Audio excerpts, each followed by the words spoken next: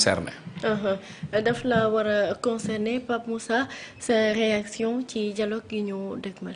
waaw xam nga dialogue bi journée la boo xamante ne ça a été institutionnalisé dans le calendrier républicain par le président Macky Sall depuis le 28 mai 2016 ci diggante bi am na ay 28 mai yoo xamante ne teniruñu ko certes mais le président Diomaye a obéi à un calendrier républicain maintenant li ñu fa jukki teg ko sur la table am na solo ci terme de référence yi loolu tout le monde est d'accord mais man personnellement oui lu calendrier bi exiger la dañ ko war a def mais pour man c'est très loin des urgences que nous vivons. dialogue boobu de. oui rationaliser les partis politiques. oui. Rien de plus efficace que d'appliquer strictement la loi sur les partis politiques. bu ñu ko appliquer strictement lii des parti ci réew mi du mot 5 mais les partis dañoo xam ñoo xam ne amuñ sax siège parti normalement bi ñuy njëkk a bëgg a dissoudre Pastef waxuma la dissolution bu mujj bi de am na benn foog naa 31 décembre 2019 xaw ma 2020 benn communiqué du ministère de l'Intérieur disait mooy bi yeewoon xaaju guddi bi. waaw. tu te rappelles de ça? maa ngi fàttaliku bu baax. xam nga lan la ñu waxoon. que y avait des financements occultes de Pastef alors que parti politique yi dañoo war a wàccoo ak seen i état financier de synthèse que Pastef bu toogoon ba 31 décembre de cette année là deful son état financier dañ koy dissoudre. non seulement les années d'avant Pastef avait fait ses états financiers année boobu noonu Pastef def na état financier. année yi ci topp yépp def na ko.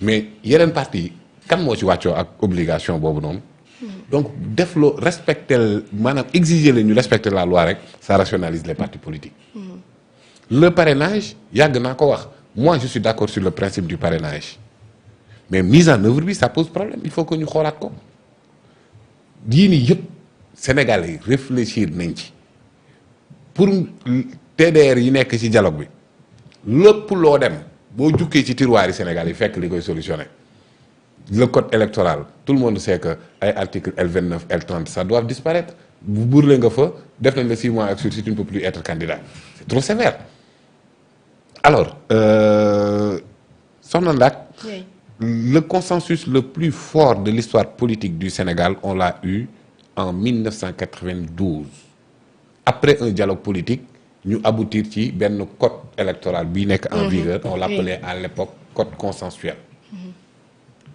dirigé par le juge Kéba Mbaye code consensuel boobu toute la classe politique dañoon amoon consensus pour ñu dem ci élection yu apaisée en 1993 mais bi ñu demee élection 1993 un juge constitutionnel a été assassiné élection bi ëpp trouble ci Sénégal mi ngi noonu ce que je veux te dire mooy consensus de la classe politique n'est pas facteur de stabilité politique. C'est sûr. Consensus de la classe politique ne garantit pas la stabilité politique. Pour man, les urgences sont ailleurs. Pour man, dialogue politique boobu amul sa raison d'être. Pour man li yitteel Sénégalais yi jamono jii nii c'est l'économie réelle.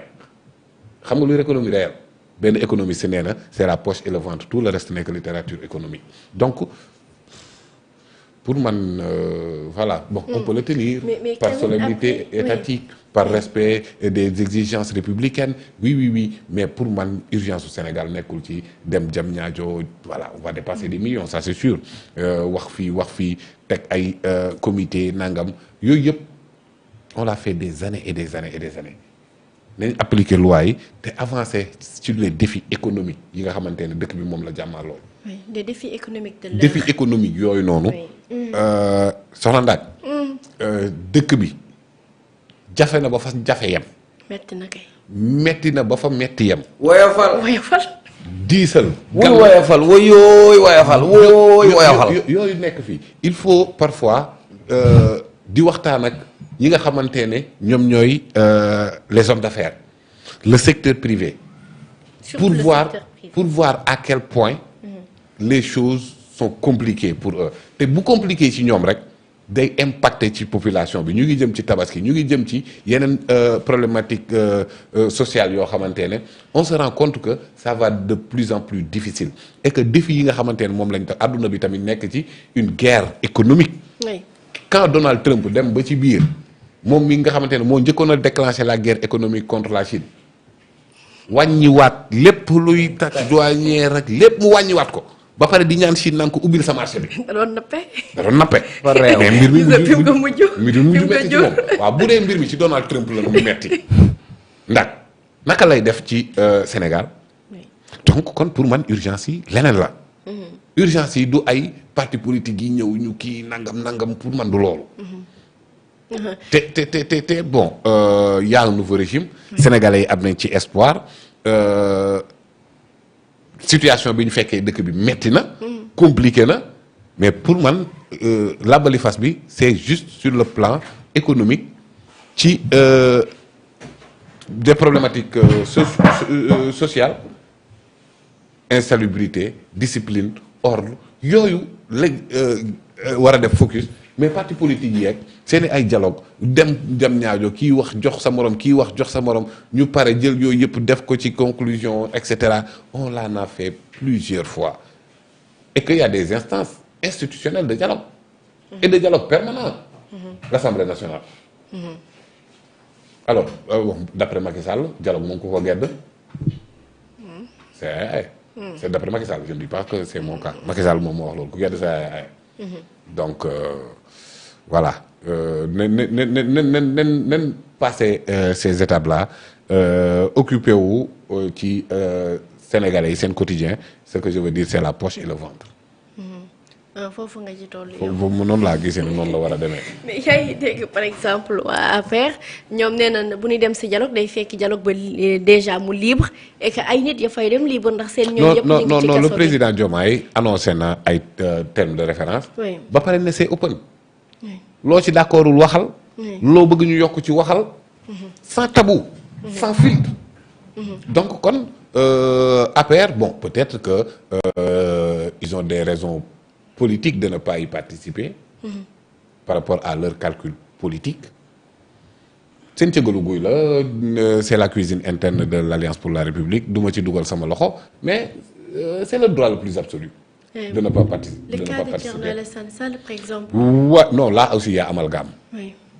bu ne Diomaye ak Sonko ñoo ko dialogue. comme si ñoom ñaar dañoo waroo li nu wax. ça n'a rien à voir. le président Diomaye mi ngi doon wax ci dialogue bi. ci terme de référence ak thématique bi. le système politique. oui. Ousmane Sonko mu ngi woon ci cadre bu doon wax ay waxu. économie. voilà. oui. DER ak ça n'a rien à voir. Diomaye tontuwul woon Sonko tontuwul woon Diomaye su dee Diomaye ak Sonko danoo war a dialogue loolu ça s'appellera monologue. monologue. dialogue il faut deux. oui. mono benn. parce que Diomaye mooy Sonko donc il n'y a pas de problème à soulever ci seen diggante ñoom ñaar. bi Khady Faye juddoo ba tey la ñu war a xam ne nag. waaw ñu war a xam. bi ñu ko xamee bon parce que aussi une trajectoire politique une ligne politique. warul mën a fondé wu ci naa xaar ñaar ñuy xulloo pour opposition bi neex. non si vous n'êtes pas d'accord ak seen approche il faut que ñu kii ko par des idées mais bon maintenant Thierno Alassane ne participera pas c'est son choix. C'est le choix de la République des valeurs seen option la donc c'est le droit le plus absolu de dialogue moom kenn du ci forcer kenn. dialogue kenn du ci forcer kenn Cheikh Omar Talla bi nga déggee ñuy tudd 65 comptes yoo xamante ni ay comptes bancaires la yoo bëri coow loolu nag ci journal bi di l'Observateur